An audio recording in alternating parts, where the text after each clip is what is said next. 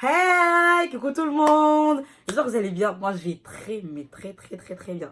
Je sais, mon teint, il est beau. J'ai le fond de teint, le Fenty, le nouveau, là, franchement. Bref, on va se faire vite, vous savez. On se retrouve pour une nouvelle vidéo. Et aujourd'hui, je vais faire enfin le Ethnicity Tag. Parce que vous me l'avez tellement demandé. À chaque fois que je fais un ask sur Instagram, on me dit, ouais, fais sur YouTube l'Ethnicity Tag et tout. Nanana. Et moi, je l'affiche jamais d'ailleurs. J'esquivais tout le temps, tout le temps. Ah là, je me dis, vas-y. 2020, nouvelle année, allez, fais, ça te coûte rien. Et, le contexte de ce phénomène, de cette vidéo, en gros, c'est de parler de mes origines, de présenter mon pays, tout ça, nanani. Et c'est sur des questions bien précises que je vais juste répondre en me présentant en même temps. Et bien sûr, ceux qui ne me suivent pas encore, allez me suivre sur Instagram et sur Snapchat. Et ceux qui me regardent là, abonnez-vous. Et aussi, je vous invite à commenter, à liker et à partager la vidéo. Let's go! D'abord, vous inquiétez pas si je me baisse la tête, en fait, parce que j'ai mon Mac avec moi, il est juste là, c'est pour ça que je baisse la tête. Je suis des origines. Ok, moi je suis d'origine comorienne. Pour ceux qui connaissent pas les Comores, c'est un archipel de base composé de 4 îles à l'époque, mais maintenant il reste que 3 îles à l'intérieur, dont la Grande Comore, Moélie et Anjouan. Et moi je viens spécialement de la Grande Comore, je viens de Moroni et de Mitsamiouli. En gros, c'est les îles, c'est la plage, le soleil, le beau temps. Ouais, tout ce qu'on n'a pas ici en France. Parles-tu ta langue? Natena Moulongo, ça, fille. Bon, en gros, c'est pour vous dire, oui, je parle bien ma langue.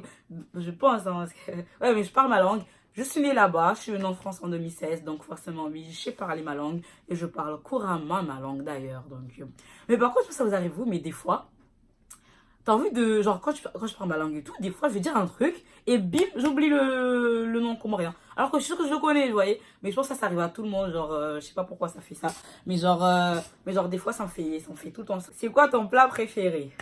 Alléluia, je dis. Mon plat préféré, c'est le pilaou. En plus, là, je suis en train d'en faire. Et je file en même temps. Je me faufiler entre deux. Bref, mon plat préféré, c'est le pilaou.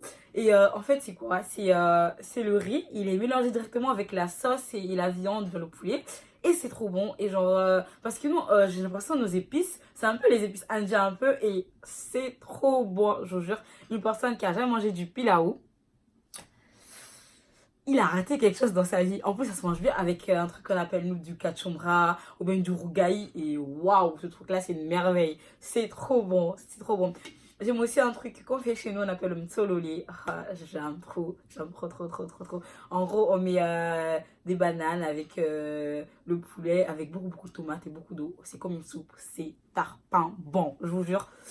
Allez découvrir tout ça, je vous jure, c'est trop bon. J'aime aussi le riz, lait de coco, qu'on mange avec la viande et le lait caillé. Moi, je suis une fan du lait caillé.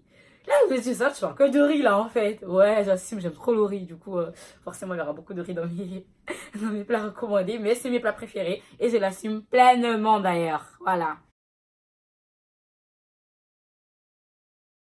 Quels sont les éléments symboliques? Ok, les éléments symboliques de mon pays. Pour moi, élément symbolique, c'est toute chose que quand moi je vois, ou une personne voit, fait penser à mon pays. Côté habillement, on a ce qu'on appelle le boubou. Là, j'en ai pris un pour vous montrer. C'est un truc comme ça. Et genre, nous, c'est comme un habit de tous les jours. Genre, c'est comme ça, c'est un boubou. On met ça tous les jours et tout. Ça, c'est un habit de tous les jours. On a ce qu'on appelle le shiromani. C'est comme ça. Et ça, j'aime trop d'ailleurs.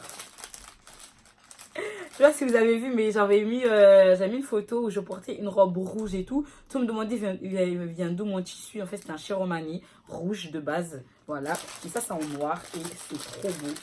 Ça, c'est évidemment symbolique niveau habillement.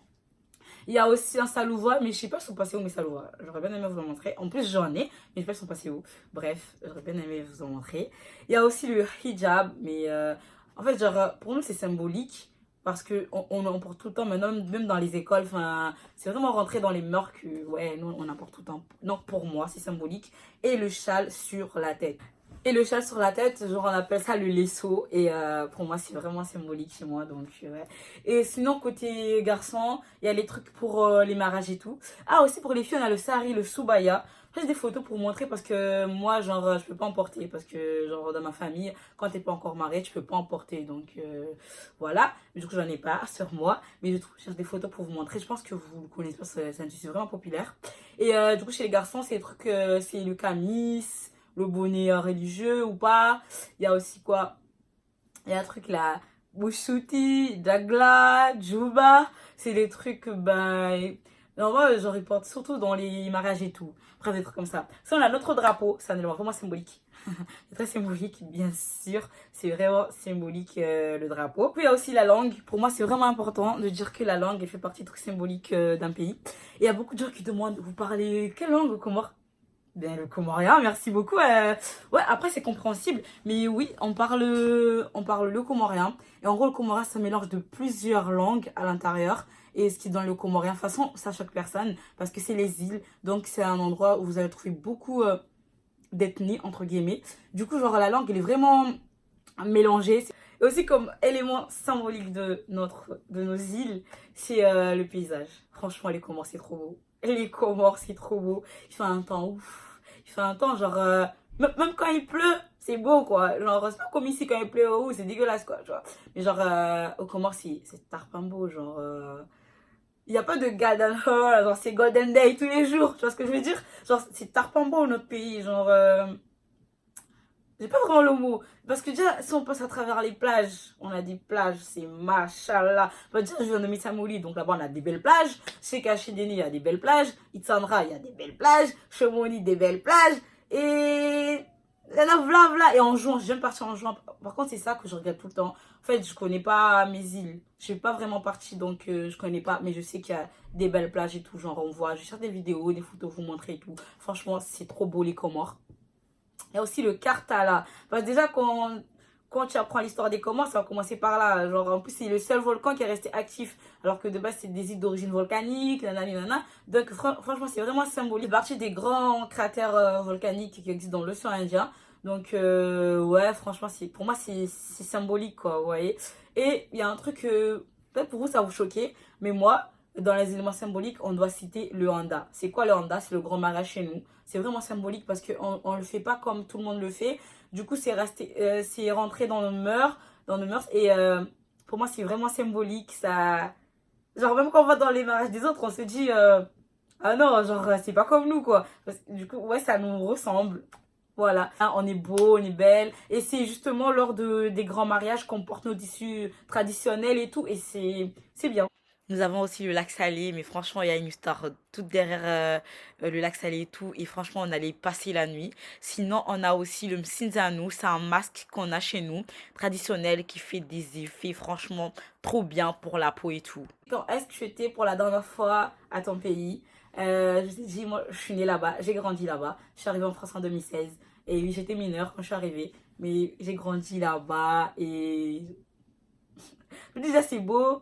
Et ouais, quand on est chez soi avec ses parents, c'est pas la même chose quand t'es ici, t'es seule. Genre, de mon cas, je veux dire, dans mon cas, genre, je suis seule et tout. Du coup, je me dis, putain, là-bas, j'étais avec ma famille, avec mes proches, c'était bien, je manquais de rien. Vous voyez ce que je veux dire ou pas? Du coup, ouais, franchement, si vous posez la question, tu regrettes? Non, non, je regrette, ouais. C'était trop bien au Comores, c'était trop bien. Eh, je vous dis, je me kiffe le fond de teint là de chez Fenty, le nouveau là. Quelles sont les personnes les plus célèbres dans ton pays? Alors là, on va commencer par Alonso. Vous connaissez tous Alonso qui avait commencé dans Psychiatre de la Rime. Maintenant, il est solo et tout, nanana. T'es bon, l'assurance vie, oui, jusqu'à la muerte. Et il y a Soprano. Je pense, qui connaît pas Soprano? Qui connaît pas? Dites-moi, dites de source de voix ici et tout. Donc, on connaît tous Soprano. Il y a 16. 16, il est connu, mais pas trop. Genre, je veux dire, pas comme Soprano et Alonso, mais il est aussi connu et il est très talentueux aussi.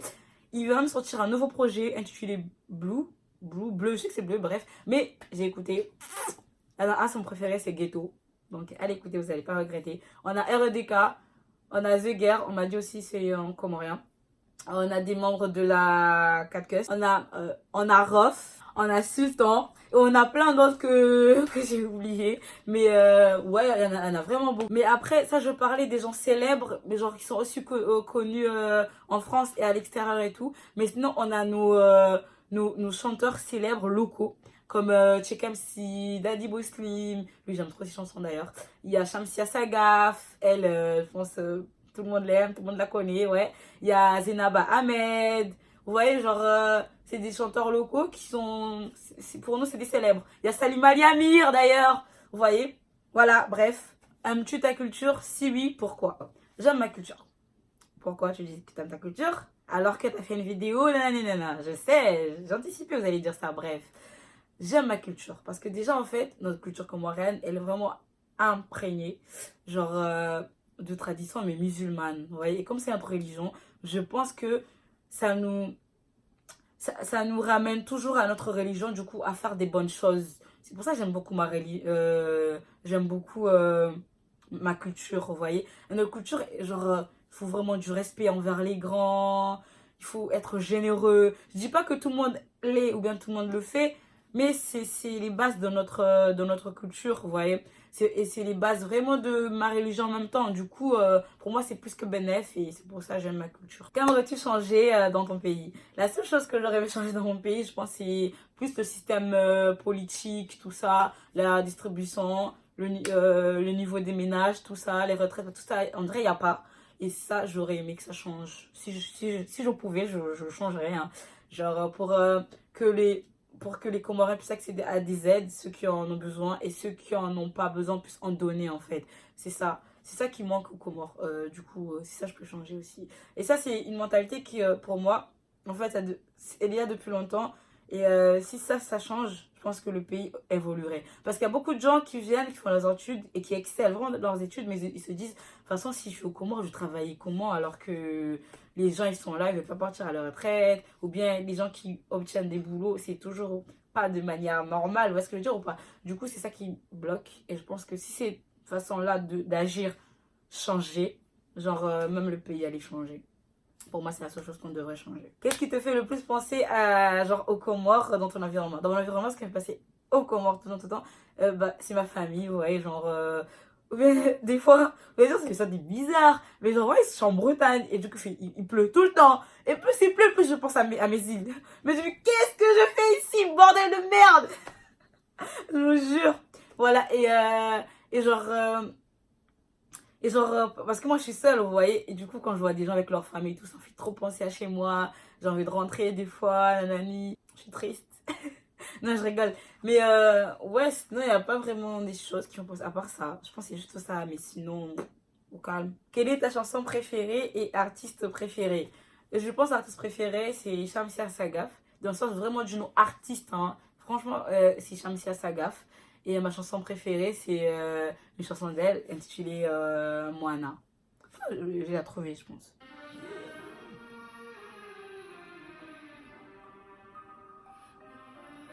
Là, j'ai mis, je sais pas si vous entendez. Mais en gros, elle a chanté avec sa fille, Naïma.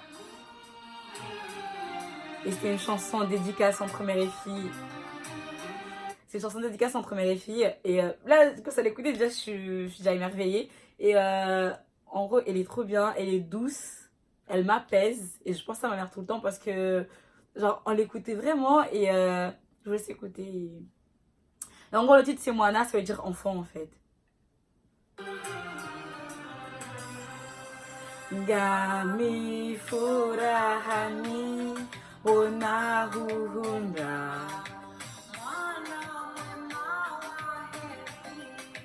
En gros, je suis très contente de t'avoir, mon enfant de bonheur, truc comme ça et tout.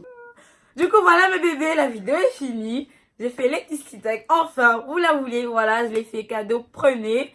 Et du coup, je vous invite à commenter, à me dire vos origines et tout, à liker la photo, à liker la vidéo et à partager bien sûr. Et aussi sur le commentaire, dites-moi ce que vous en pensez sur mon pays et tout. Si vous n'êtes pas encore allé voir les Comores, vous n'allez pas regretter, je vous jure, c'est paradisiaque, c'est machallah, c'est moi. C'est belle île, cherchez même pas, sans commentaire. Belle île, point, c'est tout. Du coup, je fais des gros bisous. Et on va se revoir pour une prochaine vidéo. Avant de partir, abonnez-vous à la chaîne là. Abonnez-vous, je vous lâche plus maintenant. À chaque vidéo, je vais vous dire abonnez-vous. C'est plus possible maintenant. Vous venez pas me regarder puis partir. Non, pas du tout. Donc, abonnez-vous. Je fais des gros bisous. I ain't dragging, I'm lit like a tick. Go clapping back, bitch, I'm clapping on the dick. Bust it, I'm a savage. Bitch, throw it back like a 10-kid challenge. Take him to the crib and I push him on the sofa. Have his breath smelling like pussy and mimosa.